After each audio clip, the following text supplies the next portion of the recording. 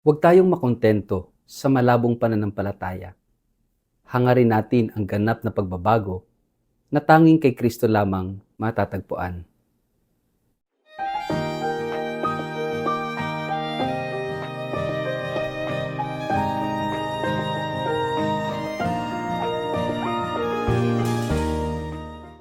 Ang mabuting balita ng Panginoon ayon kay San Marcos. Pagdating nila sa Betsaida, dinala ng ilang tao kay Jesus ang isang bulag at pinakiusapan nilang hipuin niya ang taong ito. Inakay niya ang bulag at dinala ito sa labas ng bayan.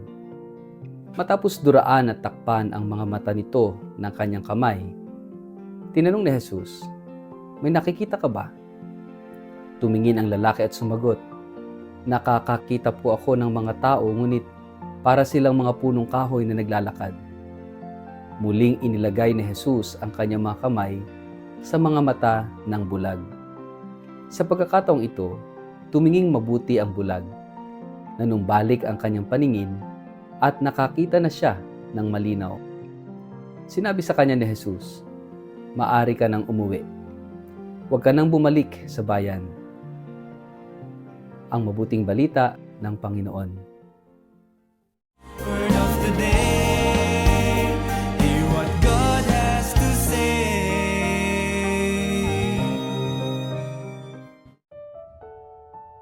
Mapagpalang araw po sa inyong lahat. Kumusta po kayo? Ang ating pong word of the day ay transformed. Mga kapatid, narinig po natin sa ating gospel ngayong araw na ito kay San Marcos yung pagpapagaling ni Jesus sa isang bulag na lalaki. At makikita natin dito yung ilang mga aspetong mahalaga sa buhay natin upang tayo magkaroon ng kagalingan, tayo magkaroon ng pagbabagong buhay. At una, napakahalaga ng community, napakahalaga ng ibang tao na ipinakita sa kwento na sila ang nagdala sa bulag na ito papalapit kay Jesus. The faith of the community is very important. Kaya nga magandang tingnan natin tayo bilang isang community of faith. No? Tayong mga mananampalatayang Kristiyanong Katoliko, we are a community of faith at mahalaga na dalhin natin ang isa't isa papalapit kay Jesus. Napakaganda no, na tayo ay inaanyayahan no, na maging daan, maging daluyan ng kagalingan ng ating kapwa sa pamamagitan ng pagdadala natin sa kanila kay Jesus. Tulad ng ginawa nitong mga tao na dinala kay Jesus itong bulag para pagalingin. And magandang tingnan natin yung role natin no, sa bilang isang simbahan, yung role natin sa ating buhay pananampalataya, that we are also invited to bring others to Jesus. And ano nangyari? So ang ginawa ni Jesus, itong bulag ay dinala niya papalabas ng bayan. Yung malayo sa crowd, malayo sa karamihan. Para bang tayo ngayon, di ba? Kung gusto natin ng healing, para bang gusto nating lumayo sa maingay ng mundo, doon sa regular na ating ginagawa. Kaya yung iba sa atin ay nagre-retreat, pumupunta sa Baguio, pumupunta sa Tagaytay, pumunta sa mga retreat houses, sa isang lugar na kung saan makakapagdasal, makakapagnilay. No? Yung malayo sa karamihan, malayo sa ingay ng mundo. At makikita natin dito na yung pagpapagaling ni Jesus ay hindi lamang tumutukoy sa pisikal no, na paggaling, kundi kasama rito yung kalooban natin, yung katahimikan ng puso. Kaya nga inilabas ni Jesus ang bulag na ito palayo doon sa crowd, sa bayan. At anong ginawa niya? So una, dinala niya, papalayo. Pangalawa, sumunod, hinawakan niya yung mata no, ng bulag na ito. At tinanong, "Ano ba ang iyong nakikita?" Sabi niya, nakakita ko ng mga tao pero para silang mga puno na naglalakad. No? Ibig sabihin, malabo pa ang lahat sa kanya.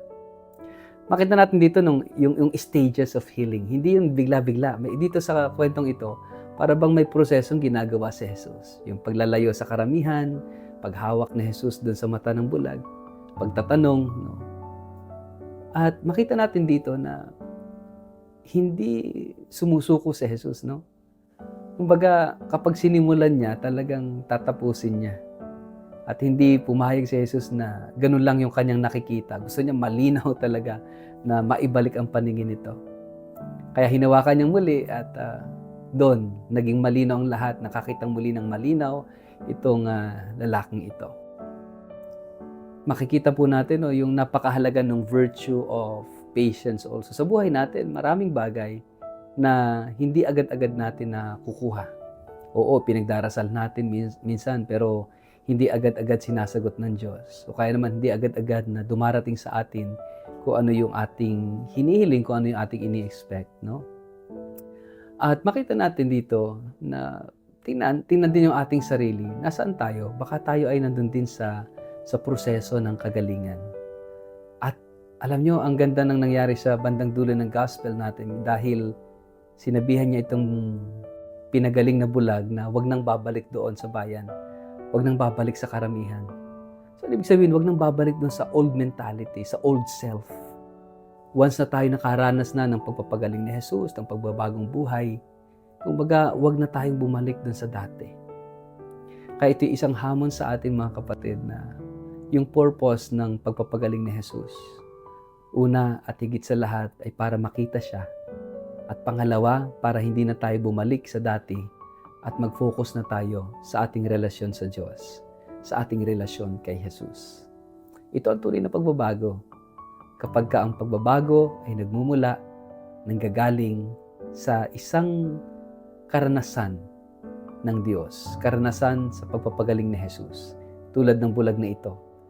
Kaya nga mga kapatid, magandang tingnan din natin ito sa ating mga sarili.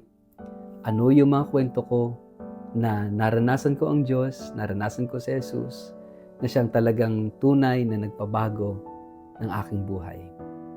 Sa ngalan ng Ama at ng Anak at ng Espiritu Santo.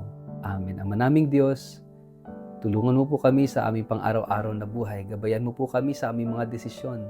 Bigyan mo ng kaliwanagan ng aming puso't isipan at makita ng aming mga mata ang iyong kadakilaan. Amen. Pagpalain po kayo at ingatan ng makapangyarihang Diyos, Ama at Anak at Espiritu Santo. Amen.